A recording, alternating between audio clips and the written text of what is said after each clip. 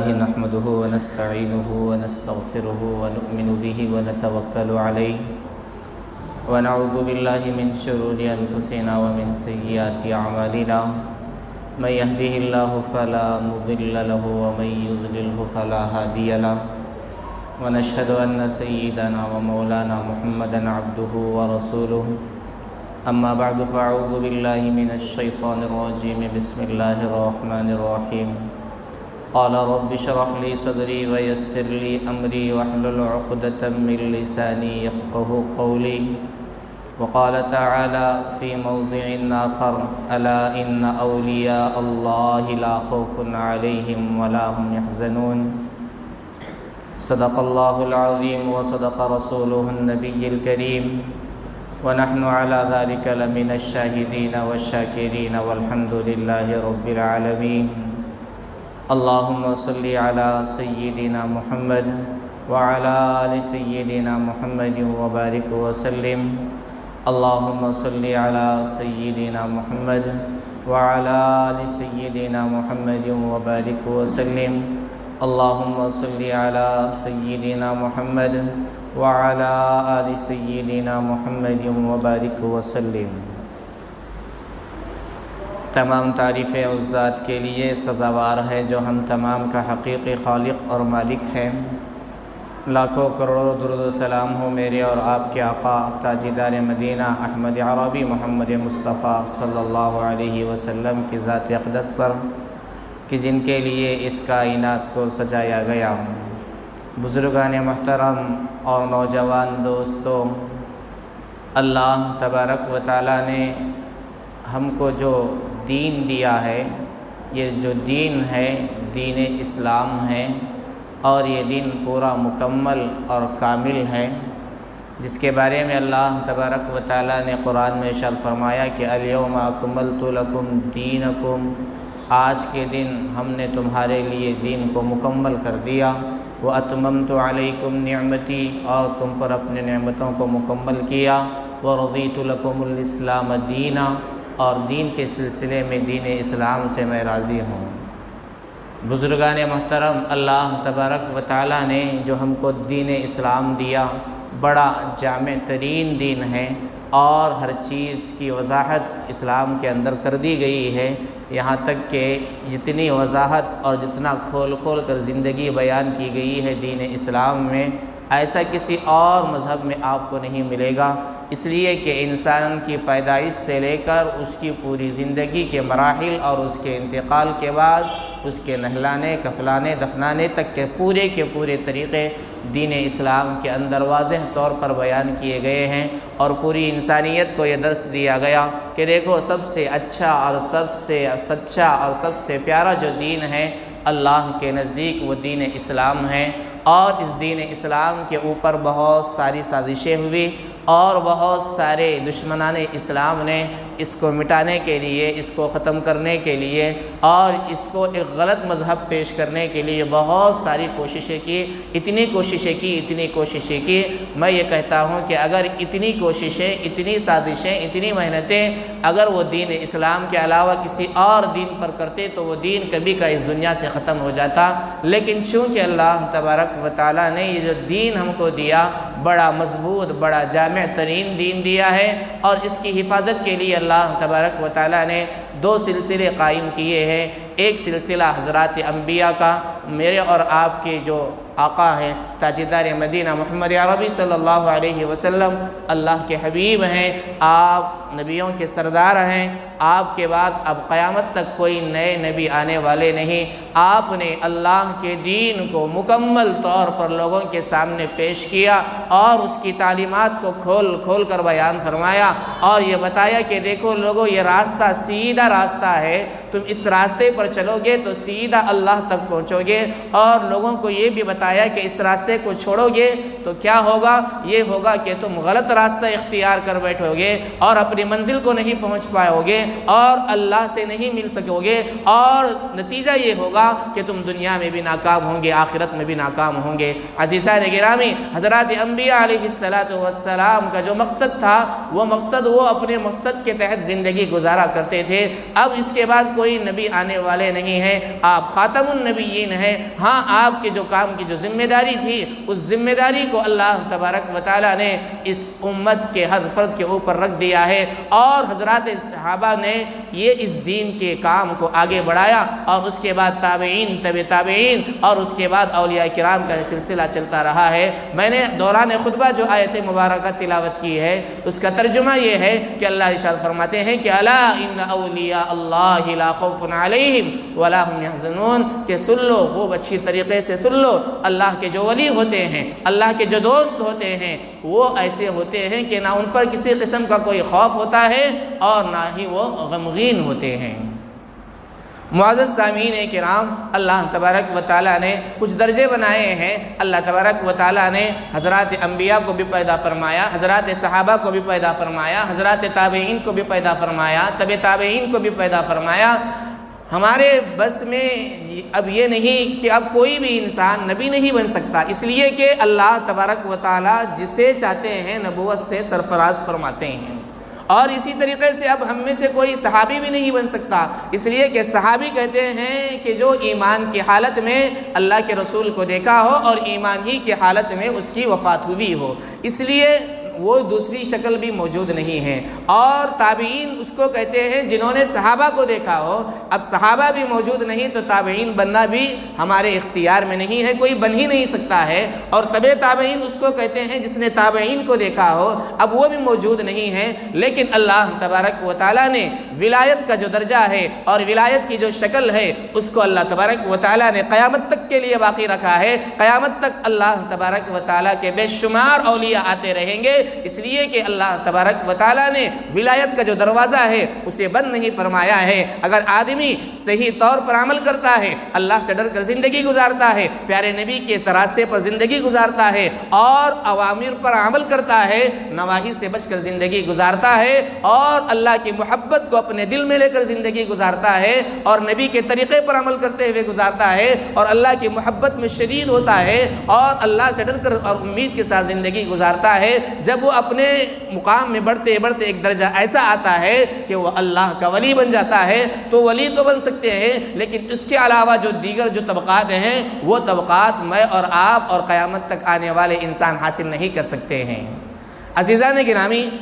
اب یہ سوال یہ ہوتا ہے کہ الا ان اولیاء اللہ لا خوف علیہم ولا هم يحزنون، کہ اللہ کے جو ولی ہوتے ہیں ان پر نہ کسی قسم کا خوف ہوتا ہے اور نہ ہی وہ غمگین ہوتے ہیں۔ تو یہ خوف اور غم سے کیا مطلب ہے؟ اس کا جواب یہ دیا گیا کہ انسان جو ہے دنیا میں زندگی گزارتا ہے، اگر کوئی مالدار انسان ہے، وہ ہمیشہ اس کی طلب اور خواہش یہ ہوتی ہے کہ میں ہمیشہ آگے بڑھوں، میرا مال بڑھتا چلا جائے، میری جائیداد بڑھتی چلے جائے، میرا جو بیلنس ہے وہ زیادہ ہوتا چلا جائے، اور اس کو یہ بھی ڈر رہتا ہے کہ کہیں کوئی آفت نہ آ جائے جس کی وجہ سے میرا مال کم ہو جائے، کوئی بیماری نہ آ جائے جس کی وجہ سے میں مر جاؤں، کوئی ایسی چیز نہ آ جائے جس کی وجہ سے میرا مال کم ہو جائے۔ وہ ڈرتا ہے، خوف کرتا ہے، چاہے وہ وقت کا بادشاہی کیوں نہ ہو، لیکن اس کے اندر خوف ہوتا ہے، ڈر محسوس ہوتا ہے۔ لیکن اللہ کے جو ولی ہوتے ہیں، اللہ کے جو سچے دوست ہوتے ہیں، ان کو جو ہے دنیا سے محبت نہیں ہوتی ہے، ان کو جو محبت ہوتی ہے اللہ سے محبت ہوتی ہے، ہمیشہ ان کی توجہ اللہ کی طرف ہوتی ہے، تو وہ دنیا کو کوئی چیز سمجھتے ہی نہیں ہیں۔ اور اس دنیا کے جو آفتوں کے متعلق جو بڑے بڑے لوگ یہ سوچتے ہیں کہ کہیں کوئی آفت نہ آ جائے، ڈرتے رہتے ہیں، اس طریقے کی کوئی کیفیت اولیاء کے اندر نہیں ہوتی ہے۔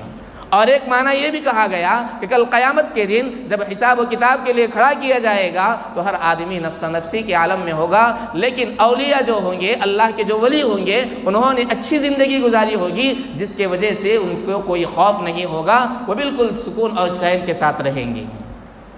حاضرین گرامی، اللہ تبارک و تعالیٰ نے طبعی طور پر ہر انسان کے اندر ڈر کی کیفیت کو رکھا ہے۔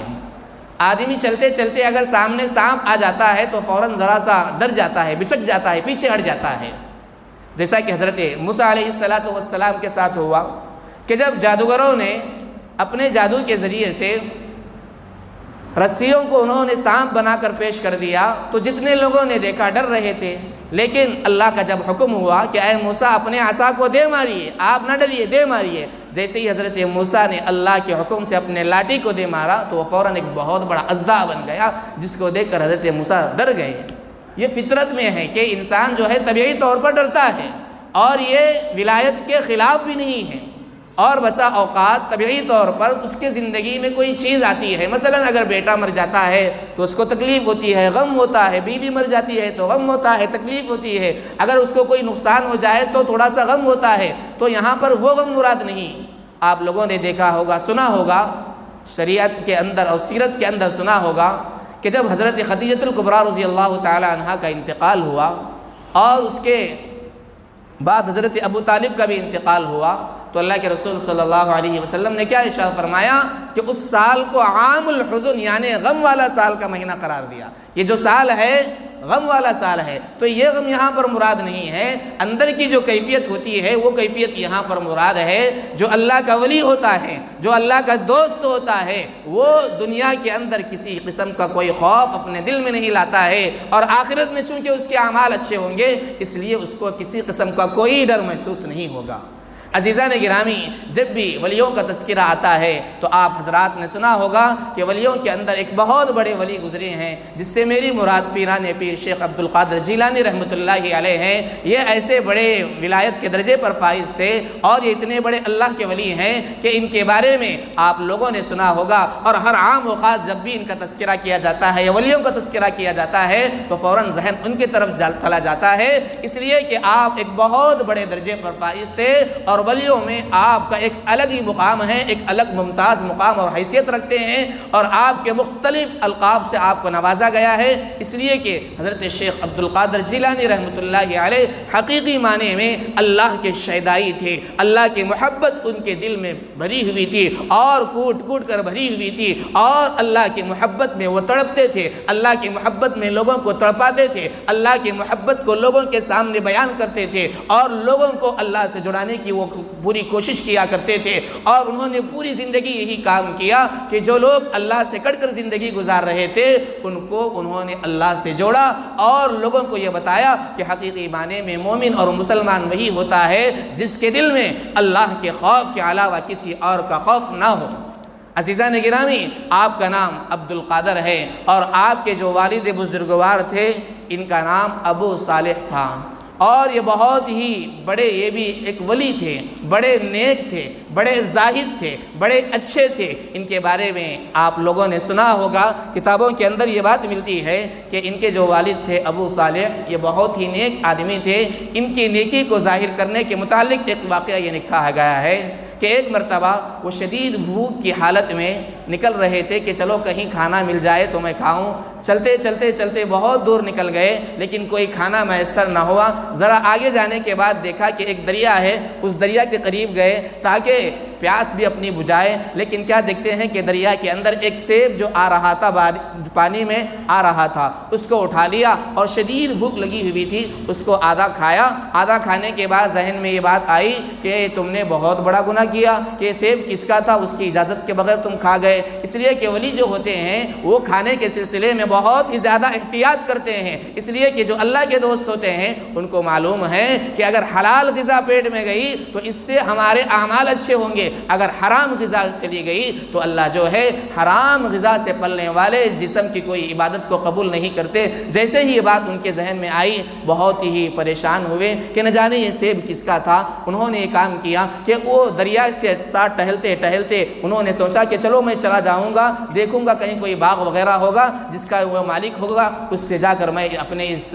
عمل کی میں وہاں پر جو ہے توبہ کروں گا، اور میں اس سے جو گناہ ہوا ہے اس کی معافی تلافی کروں گا۔ چنانچہ وہ دریا کو لگتے لگتے آگے جب جاتے ہیں تو کیا دیکھتے ہیں کہ ایک باغ ہے، اور اس باغ کے اندر درخت ہیں، اور اس درخت کی کچھ ٹہنیاں اس نہر کے اوپر سے گزرتی ہیں جس کے اندر جو ہے سیب گر رہے ہیں۔ انہوں نے اس باغ کے پاس جا کر وہاں پر دستک دی تو وہاں کے واشمین نے اور باغبان نے آ کر وہاں پر پوچھا کہ تم کون ہو؟ انہوں نے کہا کہ میں جو اس باغ کا مالک ہے اس سے ملنا چاہتا ہوں، اور میرا ارادہ یہ ہے کہ میں ان سے مل کر بات کروں گا۔ چنانچہ جب ان کو اس باغ کے اندر پہنچا دیا گیا تو انہوں نے دیکھا کہ ایک بہت بڑے شخص بیٹھے ہیں جن کی عمر بڑی زیادہ ہے، اور ان کے بال پورے سفید ہیں، وہاں پر بیٹھے ہوئے ہیں۔ یہ ابو صالح وہاں پر جا کر یہ کہتے ہیں کہ دیکھیے میرا ایک مسئلہ ہے، مسئلہ یہ ہے کہ میں نے شدید بھوک کی حالت میں ایک سیب کو اٹھا کر کھانے کے لیے جیسے میں کھایا، آدھا سیب کھایا تھا کہ میرے ذہن میں یہ بات آئی کہ میں نے اس کے مالک کے اجازت کے بغیر کھا لیا، میں اس کی معافی چاہتا ہوں، معافی تلافی کے لیے آیا ہوں۔ وہ جو بیٹھے ہوئے تھے یہ بھی بڑے اللہ والے تھے، انہوں نے ان کو پہچان لیا کہ ایک سیب کے بارے میں یہ اتنی تلاش کرتے ہوئے میرے پاس آ کر یہ کہہ رہا ہے، تو انہوں نے اس کو کیا کیا کہ ذرا ان کو اور آزمائیں گے۔ انہوں نے کہا کہ دیکھو اس کے معافی کا ایک ہی 2 شرطیں ہیں، وہ 2 شرطیں اگر پورے کرے گے تو میں تم کو معاف کر دوں گا۔ کتابوں کے اندر یہ بات لکھی ہے کہ وہ جو بڑے بزرگ بیٹے تھے، باغ کے مالک تھے، ان کا نام تھا عبداللہ سومعی رحمۃ اللہ علیہ۔ انہوں نے کہا کہ میری 2 شرطیں ہیں، اگر تم ان 2 شرطوں کو پورا کرو گے تو میں معاف کروں گا۔ ایک شرط یہ ہے کہ 1 مہینے تک میرے اس باغ میں درختوں کو پانی پلاؤ گے اور اس کی نگہبانی کرو گے اور یہاں پر تم مامور رہو گے۔ انہوں نے کہا کہ میں اس کو ایکسپٹ کرتا ہوں، میں اس کو قبول کرتا ہوں۔ دوسری شرط کیا ہے؟ جب ابو صالح نے پوچھا تو عبداللہ سومعی رحمۃ اللہ علیہ نے کہا کہ دوسری شرط اس وقت بتاؤں گا جب پہلی شرط مکمل ہوگی، یعنی 1 مہینے کی تم پہلے خدمت کرو، اس کے بعد میں دوسری شرط آپ کو بتاؤں گا۔ چنانچہ ابو صالح رحمۃ اللہ علیہ بہت ہی انہماک کے ساتھ اس کی خدمت کرتے ہیں، دیکھ بھال کرتے ہیں۔ جب 1 مہینہ پورا ہوتا ہے تو عبداللہ سومعی کے پاس جا کر کہتے ہیں کہ دوسری شرط بتائیے، تو دوسری شرط بتاتے ہوئے عبداللہ سومعی رحمۃ اللہ علیہ کہتے ہیں کہ دوسری شرط یہ ہے کہ میری ایک بیٹی ہے جس سے تم کو نکاح کرنا ہوگا، اور وہ بیٹی ایسی ہے کہ جو آنکھ کی اندھی ہے، کان کی بہری ہے، پیروں کی لنگڑی ہے اور لولی ہے اور بہت سارے اس کے اندر یہ تمام عیب ہیں، اگر تم اس سے نکاح کرو گے تب میں جو ہے تم کو معاف کروں گا۔ اب یہ سوچ میں پڑ جاتے ہیں کہ یہ کیا مصیبت ہے، لیکن جو اللہ کے ولی ہوتے ہیں وہ کیا کرتے ہیں، ان کے دل میں اللہ کا خوف ہوتا ہے۔ انہوں نے کہا کہ چلو میں اس شرط کو بھی پورا کر لیتا ہوں۔ چنانچہ عبداللہ سومعی رحمۃ اللہ علیہ ان کا نکاح پڑھاتے ہیں اور حضرت ابو صالح سے یہ کہتے ہیں کہ دیکھو فلاں جو باغ کے کونے میں جو حجرہ ہے، جو کمرہ ہے، اس میں جاؤ، تمہاری بیوی وہاں پر انتظار کر رہی ہے۔ حضرت ابو صالح جیسے ہی وہاں پر جاتے ہیں، ذہن میں کیا کیا خیالات تھے کہ میں تو کسی اچھی لڑکی سے شادی کرتا، لیکن ایک سیب کے بدلے یہ ہوا کہ مجھے ایسی لڑکی سے شادی کرنا پڑ رہا ہے۔ لیکن چونکہ معافی کے طلبگار تھے، فوراً جاتے ہیں، گھر پر دستک دیتے ہیں، دروازہ کھلتا ہے، سامنے دیکھتے ہیں کہ ایک بہت ہی حسین و خوبصورت عورت بیٹھی ہوئی ہے اور اچھی عورت بیٹھی ہوئی ہے جس کی آنکھ بھی اچھی ہے، کان بھی اچھے ہیں، پیر بھی اچھے ہیں۔ جیسے ہی ایک نگاہ پڑتی ہے فوراً دوڑ کر حضرت عبداللہ سومعی کے پاس جا کر یہ کہتے ہیں کہ بزرگ مجھ سے اور ایک غلطی ہو گئی۔ پہلی غلطی تو یہ تھی کہ ایک سیب کے بدلے میں نے 1 مہینے تک یہاں پر باغبانی کی، اور اس کے بعد جب آپ نے اس کے میرا نکاح پڑھا دیا تو میری جو نگاہ ہے غیر محرم پر پڑی۔ تو عبداللہ سومعی مسکراتے ہوئے یہ کہتے ہیں کہ دیکھو وہ کوئی غیر عورت نہیں ہے، وہ تمہاری بیوی ہی ہے۔ حضرت ابو صالح یہ کہتے ہیں آپ نے تو کہا تھا کہ وہ اندھی ہے، آپ نے کہا تھا کہ وہ کان کی بہری ہے، آپ نے کہا تھا کہ وہ لنگڑی ہے، لیکن یہ تو بڑی خوبصورت ہے اور اس کے اندر کوئی عیب نہیں ہے۔ تو عبداللہ سومعی رحمۃ اللہ علیہ فرماتے ہیں کہ دیکھو میں نے اندھی اس لیے کہا کہ اس نے اپنے اس آنکھ سے کبھی کسی غیر محرم کو نہیں دیکھا، اور بہری اس لیے کہا کہ اس نے اپنے اس کان سے کسی غیر محرم کی آواز بھی نہیں سنی، اور لنگڑی اس لیے کہا کہ اس نے کسی غلط چیز کی طرف کبھی قدم نہیں اٹھایا۔ چنانچہ حضرت ابو صالح کا نکاح ایسے پاک باز خاتون سے ہوتا ہے، اور یہ بھی نیک تھے، وہ عورت بھی نیک تھی۔ جب یہ دونوں نیک احباب سے جو بچہ اس دنیا میں تشریف لایا، اس کو میں اور آپ پیران پیر غوث عبدالقادر شیخ عبدالقادر جیلانی کے نام سے یاد کرتے ہیں۔ عزیزان گرامی، یہ حقیقت ہے کہ جو اللہ سے ڈر کر زندگی گزارتا ہے، اللہ تبارک و تعالیٰ اسے یہاں بھی چمکاتے ہیں، آخرت میں بھی چمکاتے ہیں، اور اس کی اولاد کو بھی نیک بناتے ہیں، صالح بناتے ہیں۔ معزز سامعین کرام، حضرت شیخ عبدالقادر جیلانی رحمۃ اللہ علیہ بہت ہی با اخلاق انسان گزرے ہیں، اور آپ ہی بہت ہی انقلابی تاثیر رکھنے والی شخصیات گزرے ہیں، اس لیے کہ دنیا کے اندر جب بھی انقلاب آتا ہے اس کے اندر اخلاق کا ایک بہت بڑا اہم دخل ہوتا ہے۔ رسول اللہ صلی اللہ علیہ وسلم نے ارشاد فرمایا کہ دیکھو تم اپنے اخلاق کے ذریعے سے تولے جاؤ گے، اگر تمہارے اخلاق درست ہیں تو تمہارا مقام اللہ کے یہاں بھی بڑھے گا، اللہ کے رسول کے پاس بھی بڑھے گا، فرشتوں کے پاس بھی بڑھے گا، اور نیک لوگوں کے پاس بھی بڑھے گا، تمہارے گھر والوں کے درمیان بھی بڑھے گا، تمہارے شہر والوں کے درمیان بھی بڑھے گا، اور اسی طریقے سے پوری دنیا کے اندر اس کا مقام بڑھتا ہے جس کے اخلاق اچھے ہوتے ہیں۔ حضرت شیخ عبدالقادر جیلانی رحمتllahi علیہ کے بارے میں یہ بات ملتی ہے کہ آپ جو ہے بہت ہی ذہین تھے، بہت ہی فتین تھے، بہت ہی اچھے اخلاق کے مالک تھے۔ جب آپ کی عمر 17-18 سال کی عمر کو ہوئی تو آپ نے اپنے والدہ محترمہ سے کہا کہ امی جان آپ مجھے اجازت دیجئے کہ میں بغداد کو جانا چاہتا ہوں، وہاں جو بڑے بڑے علماء ہیں، وہاں جو اللہ کے ولی ہیں، ان سے میں کچھ پڑھنا چاہتا ہوں، علم حاصل کرنا چاہتا ہوں، اور اس کے ذریعے سے میں لوگوں کے اندر خدمت کرنا چاہتا ہوں۔ والدہ نے پہلے تو انکار کر دیا، بعد میں جب اور ایک مرتبہ اصرار کیا تو والدہ محترمہ نے روتے ہوئے ان کو اجازت دے دی، اور جاتے ہوئے ایک نصیحت کی۔ وہ نصیحت یہ کی کہ دیکھو بیٹا، کبھی تم جھوٹ نہیں بولنا، سچ کا دامن تھامے رہنا۔ چنانچہ شیخ عبدالقادر جیلانی رحمتllahi علیہ اس زمانے کے اصول کے حساب سے جو ہے قافلوں کے ذریعے سے سفر ہوتا تھا، پیدل سفر ہوا کیا کرتے تھے یا اونٹوں پر سفر ہوا کیا کرتا تھا۔ ایک قافلہ بغداد کو جا رہا تھا، شیخ عبدالقادر جیلانی رحمتllahi علیہ اس قافلے کے اندر شریک ہو جاتے ہیں، اور وہ سفر طے ہوتے ہوتے جب قافلہ جنگل میں پہنچتا ہے، جہاں پر بیابان ہوتا ہے، جہاں پر جو ہے لوگوں کا زیادہ گزر نہیں ہوتا ہے، اس زمانے میں یہ ہوتا تھا کہ قافلے لوٹ لیے جاتے تھے۔ چور ڈاکو جو ہوتے تھے وہ قافلوں کے اوپر اچانک حملہ کیا کرتے، ان کا مال لوٹ لیتے، اگر ذرا بھی مزاحمت کی جاتی تو لوگوں کو قتل کر دیا کرتے تھے۔ تو اس زمانے میں ڈاکوؤں کا بڑا ڈر ہوتا تھا۔ چنانچہ ایسے ہی ہوا کہ اس قافلے کو بھی ڈاکوؤں نے روک لیا، اور ڈاکوؤں نے قافلے والوں سے سامان لینا شروع کر دیا، اور ڈاکوؤں کا میں سے ایک ڈاکو یہ ان بچے کے پاس بھی آیا اور آ کر یہ کہا کہ بتاؤ تمہارے پاس کیا ہے؟ تو بڑے معصومیت کے ساتھ شیخ عبدالقادر جیلانی رحمتllahi علیہ نے کہا کہ میرے پاس 40 اشرفیاں ہیں۔ کیا کہا؟ میرے پاس 40 اشرفیاں ہیں۔ اس ڈاکو نے یہ سمجھا کہ بچہ ہے، مذاق کر رہا ہے، اس لیے آگے چلا گیا۔ اور ایک ڈاکو آیا، اس نے بھی یہی سوال کیا، تو شیخ عبدالقادر جیلانی نے بڑی معصومیت کے ساتھ یہ کہہ دیا کہ میرے پاس 40 اشرفیاں ہیں، اور میری ماں نے یہاں آستین کے نیچے سل دی ہے تاکہ یہ محفوظ رہے۔ اس نے یہ کہا کہ بچہ ہے، مذاق کر رہا ہے، پھر آگے چلا گیا۔ پھر ایک تیسرا ڈاکو لوگوں کی تلاشی لیتے ہوئے ان کے پاس بھی آ کر پہنچا، اور آ کر یہ کہا کہ بتاؤ تمہارے پاس کیا ہے؟ تو انہوں نے فوراً اطمینان کے ساتھ یہ کہا کہ میرے پاس 40 اشرفیاں ہیں۔ تو اس ڈاکو نے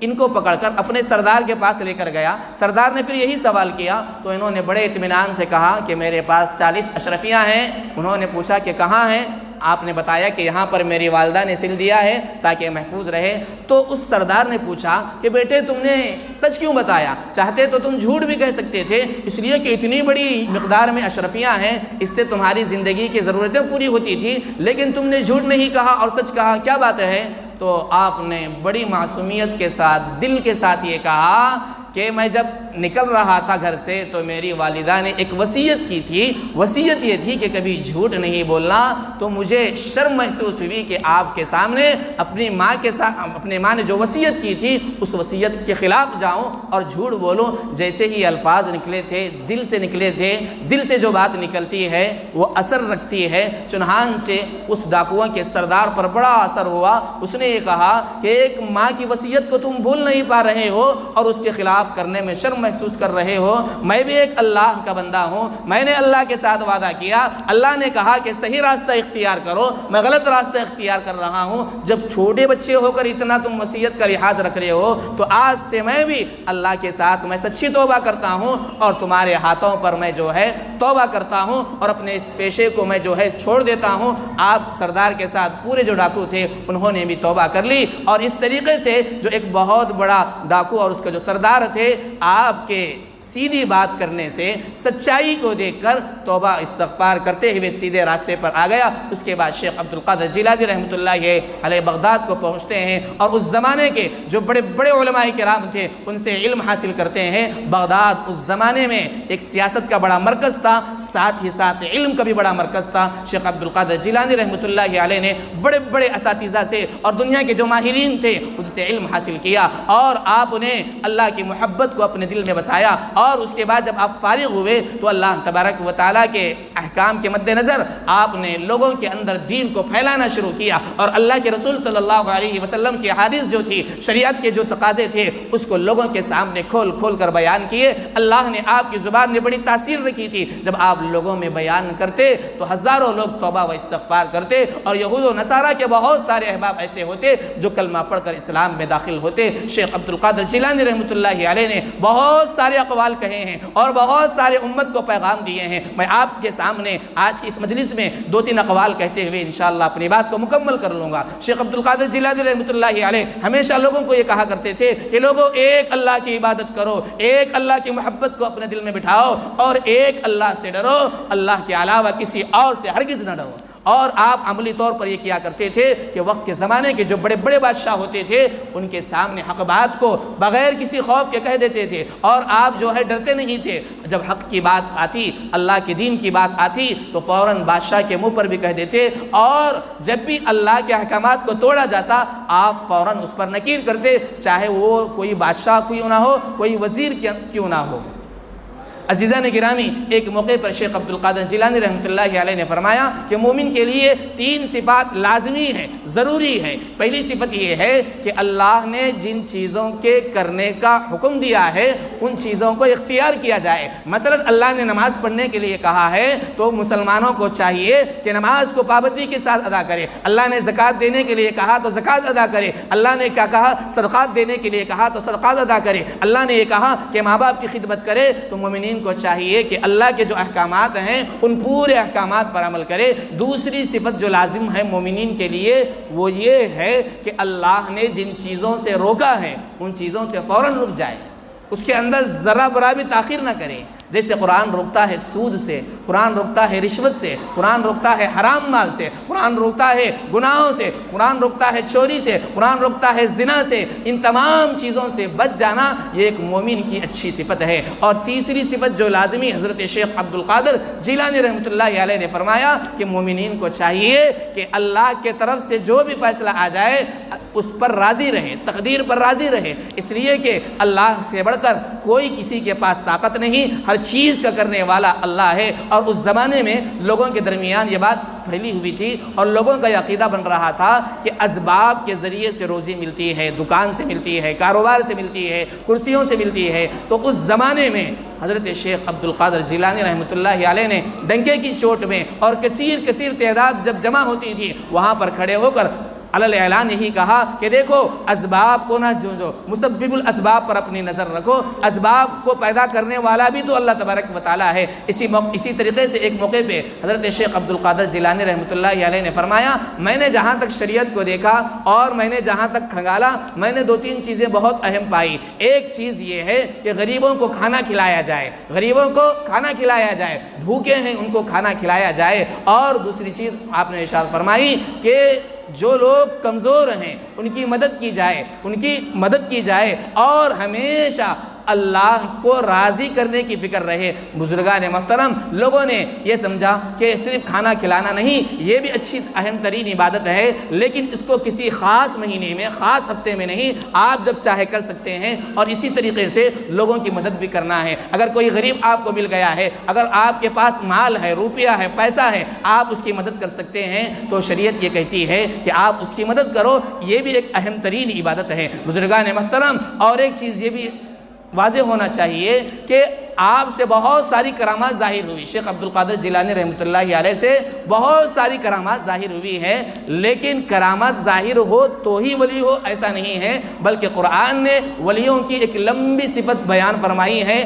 ایک جگہ 8 صفتیں ہیں, ایک جگہ 12 صفتیں ہیں کہ ولی کون ہوتا ہے اور ولی کے لیے کیا کرامت ضروری ہے. نہیں بزرگان محترم, ایسا نہیں. ولی جو ہوتا ہے وہ اللہ سے ڈرنے والا, اللہ کے حکم کے مطابق زندگی گزارنے والا, نبی کے طریقے پہ چلنے والا اور ہمیشہ ہر دم اللہ کو راضی کرنے والے اعمال کرنے والا ہے. اور جو قرآن پر عمل کرنے والا ہے وہ اللہ کا ولی ہے. آج کل بہت سارے لوگوں نے یہ سمجھا کہ اگر کرامت ظاہر ہو تو ہی ولی ہے, ایسا نہیں ہے. اس لیے کہ حضرات صحابہ جو ولیوں سے بڑے ولی ہیں, جنہوں نے اللہ کے رسول کو دیکھا, اللہ کے رسول کی صحبت اختیار کی, ان سے کبھی کرامات ظاہر نہیں ہوئے, لیکن ان کا مقام اولیاء سے بڑھ کر صحابہ کا ہے. اسی طریقے سے مجھے اور آپ کو بھی ذہن میں رکھنا چاہیے کہ جس کی زندگی میں اللہ کا حکم, نبی کا طریقہ ہوگا اور صبح و شام اللہ کے احکام پر گزار رہا ہے اور قرآن پر عمل کر رہا ہے اور جن چیزوں کا اللہ نے حکم دیا اس پر عمل کرتے ہوئے زندگی گزار رہا ہے اور برائیوں سے بچ رہا ہے, تو قرآن قرآن کی تعریف کے حساب سے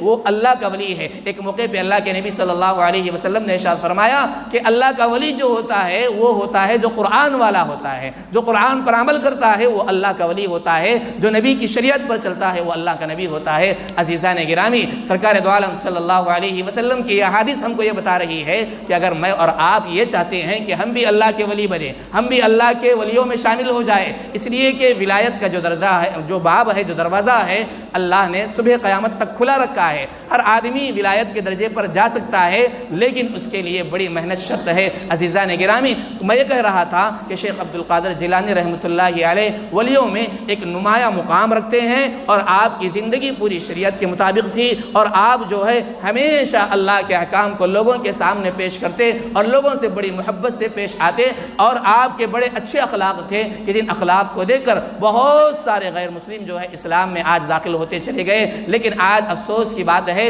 کہ آج ہم یہ کہتے ہیں کہ ہم بھی مسلمان ہیں، ہم بھی ان کو چاہنے والے ہیں، لیکن کیا ہم یہ اپنے نفس سے سوال کریں، کیا انہوں نے جس چیز کے کرنے کا حکم دیا کیا ہم کر رہے ہیں؟ نہیں کر رہے ہیں تو ذرا بتائیے کہ میں اور آپ کیسے سچے مسلمان ہو سکتے ہیں؟ عزیزان گرامی، شریعت یہ کہتی ہے کہ نمازوں کی پابندی کرو، ہم نمازیں نہیں پڑھتے ہیں۔ شریعت یہ کہتی ہے کہ صحیح زندگی گزارو، ہم غلط زندگی گزارتے ہیں۔ شریعت یہ کہتی ہے کہ ماں باپ کو ناراض نہ کرو، ماں باپ کی رضامندی میں اللہ کی رضامندی ہے، لیکن آج ہم ذرا بڑے ہو جاتے ہیں تو ماں باپ کو پسے پشت ڈال دیتے ہیں، ان کی کسی باتوں کا ہم اعتبار نہیں کرتے ہیں اور ان کو ناراض کر کے زندگی گزارتے ہیں، اور ہماری مسجدیں خالی ہوتی ہے اور ہماری تجارت میں شریعت دور دور چلی جاتی ہے۔ تو ذرا بتائیے کیا ہم صحیح معنی میں مسلمان ہوں گے؟ کیا ان اخلاق کو دیکھ کر غیر مسلم اسلام میں داخل ہوں گے؟ کیا ان اخلاق کو دیکھ کر جو ہمارے دشمن ہیں وہ ہم سے جو ہے پیار و محبت کرنے والے بن جائیں گے؟ ہرگز نہیں ہو سکتا ہے۔ اس لیے ہم تمام کو چاہیے کہ احکامات جو اللہ کے ہیں اس پر عمل کرے، نواہی سے بچے، اور ہر چیز میں اور ہر جو بھی چیز ہوتی ہے اللہ کی جو بھی تقدیر ہے اس پر راضی ہو جائے۔ بزرگان محترم، آج ضرورت اس بات کی ہے کہ آج ہمارے سامنے اولیاء کی زندگی ہو، اور ان کے اقوال ہو اور ان کے اعمال ہو، اور ہم جو ہے صرف زبان سے کہہ لے یہ کافی نہیں، بلکہ ان کے مطابق عمل کرے، ان کے مطابق اخلاق کو اپنائے اور معاشرے کے اندر بتائے، اور سیرت صرف اپنوں کے درمیان نہ رکھے، غیروں میں بھی بتائے کہ ہمارے اولیاء کیسے گزرے ہیں، انہوں نے کیسی زندگی گزاری ہے، انہوں نے کیسے مخلوق کے ساتھ کیسے اخلاق سے پیش آئے ہیں۔ اگر آج بھی ہم اپنی اس سیرت کو، اپنے ان اولیاء کی سیرت کو لوگوں کے سامنے بیان کریں گے اور عمل کے ذریعے سے بیان کریں گے، تو میں قسم کھا کر کہہ سکتا ہوں کہ جیسے انقلابی تاثیر اس زمانے میں تھی، آج بھی وہ تاثیر باقی ہے۔ آج ہم جب بھی ان کی کتابیں پڑھتے ہیں، آپ کے بے شمار کتابیں ہیں، آپ بڑے جید عالم تھے، حافظ تھے، اور آپ بہت ساری کتابیں پڑھایا کرتے تھے، آپ حدیث کا درس دیا کرتے تھے، فقہ کا درس دیا کرتے تھے، تجوید پڑھایا کرتے تھے، قرآن پڑھایا کرتے تھے، فتویٰ لکھا کیا کرتے تھے، اور بہت سارے کام کیا کرتے تھے۔ اگر آپ کی کتابوں کو آج بھی کھول کر بیٹھتے ہیں، پڑھتے ہیں، تو میں کہتا ہوں کہ آج بھی ہمارے دل نرم پڑ جائیں گے، آج بھی ہمارے دلوں کے اندر وہ تاثیر پیدا ہوتی ہے۔ عزیزان گرامی، دعا فرمائے کہ اللہ تبارک و تعالی ہم تمام کو ان باتوں پر عمل کرنے کی توفیق عطا فرمائے، اور ساتھ ہی ساتھ ہمارے جو صحابہ، ہمارے جو تابعین، تبع تابعین، بزرگان دین، اولیاء کرام نے جن احکامات کے مطابق زندگی گزارنے کے لیے ہم کو کہا ہے، اللہ تبارک و تعالی مجھے بھی توفیق عطا فرمائے اور آپ تمام کو بھی توفیق عطا فرمائے۔ ایک شعر کہتے ہوئے اپنی اس بات کو مکمل کرتا ہوں۔ نگاہ ولی میں وہ تاثیر دیکھی، نگاہ ولی میں وہ تاثیر دیکھی، بدلتی ہزاروں کی تقدیری دیکھی، وما علینا الا البلاغ۔